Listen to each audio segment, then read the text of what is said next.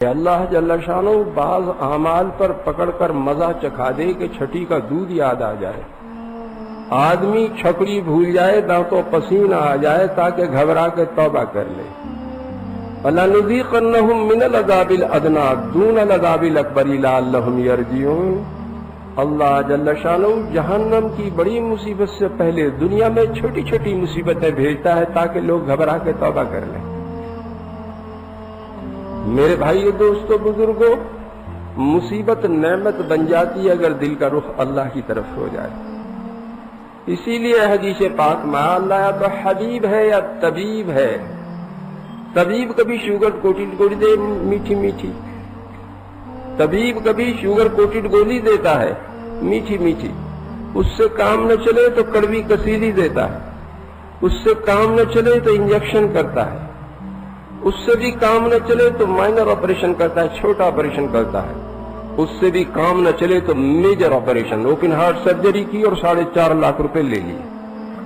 تو علاج نفع کے لیے کراتے ہیں، نقصان کے لیے؟ ہاں، اسی لیے بزرگوں نے لکھا ہے کہ بعض لوگوں کو اللہ جل شانہ مصیبتوں کی زنجیروں میں باندھ کر اپنے قریب لاتے ہیں۔ جیسے زنجیر کی کڑی سے کڑی جڑی ہوئی ہوتی ہے، ایسے پے در پے مسلسل متواتر مصیبتیں ڈالتے ہیں تاکہ لوگ ڈھیلے پڑ جائیں، گھبرا کے توبہ کر لیں۔ فرعون پر 8 مصیبتیں مسلسل آئیں، شاید نرم پڑ جائے، شاید رجوع کر لے، شاید توبہ کر لے۔ جب نہیں مانا تو 9ویں نے آ کے اسے اچک لیا، بیڑا غرق کر دیا۔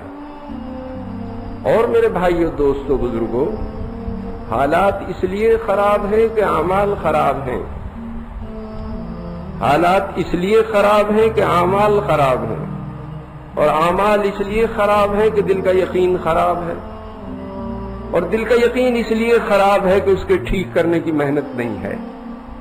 جسم میں گوشت کا ایک ٹکڑا ہے، وہ ٹھیک ہو جائے پورا جسم ٹھیک ہو جاتا ہے، وہ بگڑ جائے تو پورا جسم بگڑ جاتا ہے۔ وہ کیا ہے؟ کیا ہے وہ؟ ہاں، ہم یقین کے ٹھیک کرنے کی محنت میں لگیں گے تو یقین ٹھیک ہو جائے گا۔ جب یقین ٹھیک ہو جائے گا تو اعمال ٹھیک ہو جائیں گے، جب اعمال ٹھیک ہو جائیں گے تو حالات ٹھیک ہو جائیں گے۔ یہ قواعد کا قاعدہ ہے کہ موقوف علیہ کا موقوف بھی موقوف علیہ ہوتا ہے۔ پھل کے لیے درخت کی ضرورت ہے، درخت کے لیے زمین کی، زمین ہوگی تو پھل ملے گا ورنہ نہیں ملے گا۔ اگر کسی کے حالات خراب ہو، کیا کرے کہ یقین کے ٹھیک کرنے کی محنت میں لگ جائے۔ جب یقین ٹھیک ہو جائے گا تو اعمال ٹھیک ہو جائیں گے، جب اعمال ٹھیک ہو جائیں گے تو حالات ٹھیک ہو جائیں گے۔ درخت کی چوٹی پہ پتے خشک ہونا شروع ہو گئے، وہیں دوا لگا رہے ہیں، وہیں کھاد پانی لگا رہے ہیں تو ہرے ہو جائیں گے۔ کہاں لگائیں گے؟ جڑ میں۔ تو جڑ کی بات یہ ہے، اگر کسی کے حالات خراب ہو تو یقین کے ٹھیک کرنے کی محنت میں لگے۔ اس محنت کو دعوت کہتے ہیں۔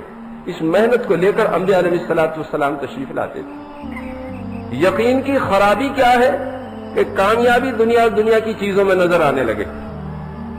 یقین کی خرابی کیا ہے کہ کامیابی دنیا اور دنیا کی چیزوں میں نظر آنے لگے۔ ایک آدمی دانے دانے کو محتاج تھا، گھر میں چوہے قلا بازی کھا رہے تھے، لطیف و لذیذ غذائیں مل گئیں، لباس فاخرہ مل گیا، پری پیکر صاحب جمال بیوی مل گئی، باد رفتار سواری مل گئی، شاندار ایئر کنڈیشن بنگلہ مل گیا۔ وہ کہتے ہیں فلاں کی زندگی بن گئی۔ کہاں سے؟ ہی کچھ چیزوں سے۔ اور کسی سے نعمتیں سلب ہو گئے تو فلاں کی زندگی بگڑ گئی۔ اور ایمان کی بات یہ ہے، نہ چیزوں کے آنے سے زندگی بنے، نہ جانے سے بگڑے۔ حدیث پاک میں اللہ کے بعض بندے ایسے پراگندہ بال، غبار آلود، دروازوں سے دھکے دیے ہوئے کسی بات پر قسم کھا لے تو اللہ پوری فرما دیتا ہے۔ وہ یوں کہے اللہ کی قسم یوں ہو جائے گا تو یوں ہی ہو جاتا ہے۔ تو کامیاب ہے ناکام؟ ہاں،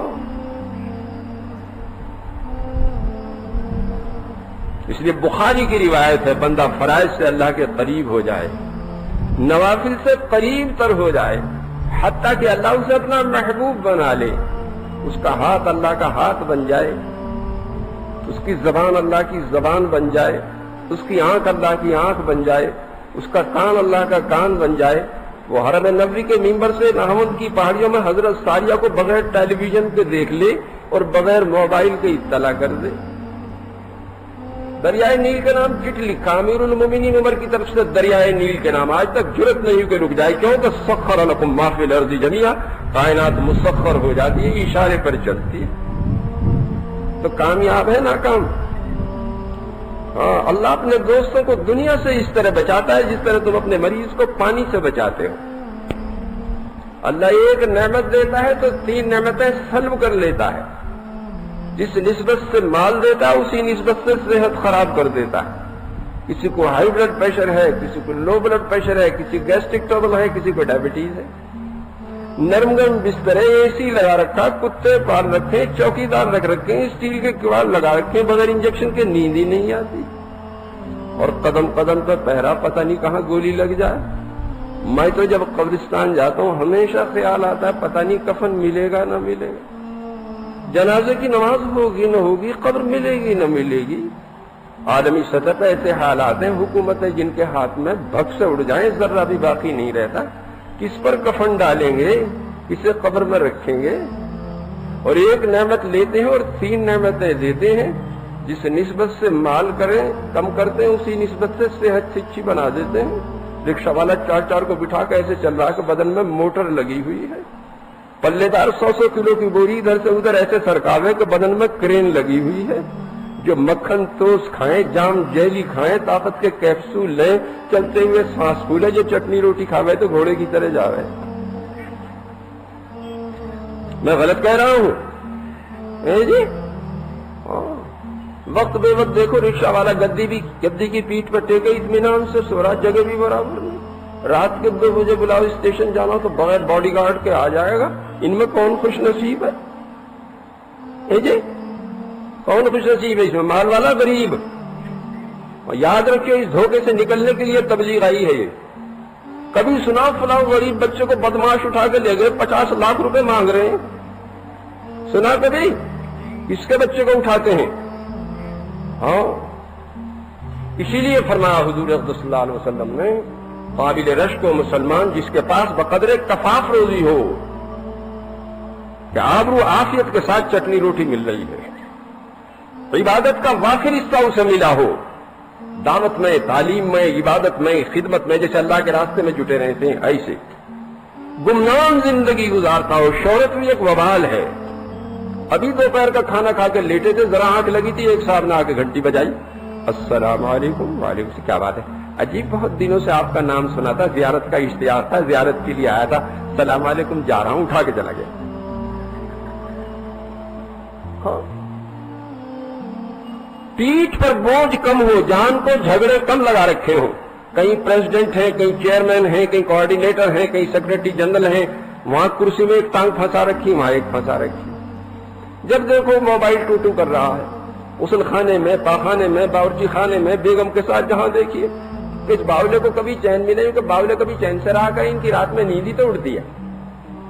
تو جسے اپنی عافیت اور عاقبت خراب کرنی ہو تو موبائل ضرور خرید لے. اور جن کی نماز صحیح ہو جائے انہیں موبائل کی حاجت ہی نہیں رہتی. کیا نہیں رہتی؟ وہ تو مدینہ منورہ سے ناوند کی پہاڑیوں میں بغیر موبائل کے حضرت ساریہ سے کہہ دیتے ہیں کہ ذرا ہٹ جاؤ ادھر سے, ضرورت نہیں رہتی.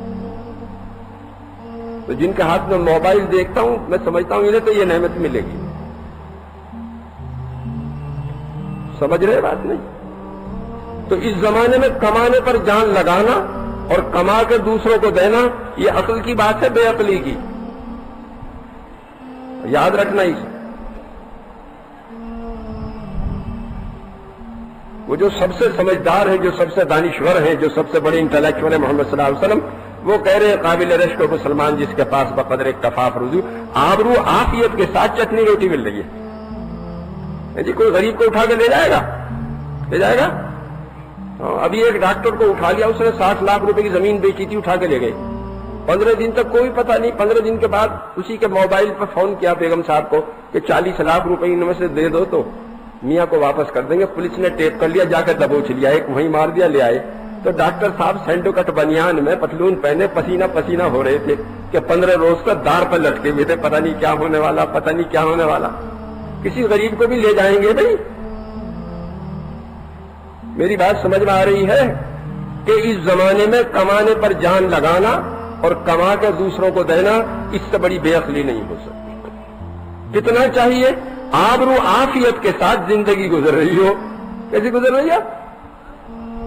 بس اسی لیے حضرت الیاس صاحب فرمایا کرتے تھے حضور صلی اللہ علیہ وسلم نے صحابہ کرام میں دو صفات پیدا کی تھی، ایک سادگی دوسرے مجاہدہ. ایسی سادہ زندگی حضرت عمر خلافت میں جو کپڑے پہنے ہوئے 17 پیبند لگے ہوئے، لنگی میں ہی 12 لگے ہوئے، چمڑے کا بھی لگا ہوا.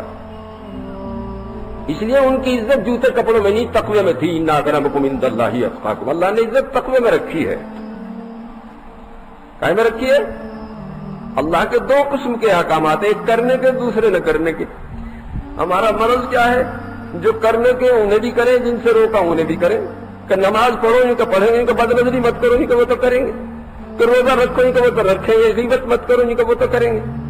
کہ زکوٰۃ دو ان کو وہ تو دیں گے، سودی کاروبار مت کرو ان کو وہ تو کریں گے. ہمیں بکری کا دودھ تو مرغوب ہے لیکن بغیر مینگنی کے نہیں، چاہے ایک ہی ہو. جب یہ مینگنی نکل جاتی ہے تو اسے تقویٰ کہتے ہیں. کسے کہتے ہیں تقویٰ بھائی؟ جب دودھ میں مینگنی نہ رہے. کیا نہ رہے؟ وَمَن يَتَّقِ اللَّهَ يَجْعَل لَّهُ مَخْرَجًا وَيَرْزُقْهُ مِنْ حَيْثُ لَا يَحْتَسِبُ. حضرت عبداللہ بن عمر رضی اللہ عنہ سفر میں تھے. دسترخوان پر کھانا چنا گیا. ایک چرواہا آیا، آؤ بھائی کھانے میں شریک ہو جاؤ. حضرت میرا روزہ ہے. ارے پہاڑ کی ایسی شدید گرمی میں روزہ؟ حضرت میں اپنے ایام خالیہ کو وصول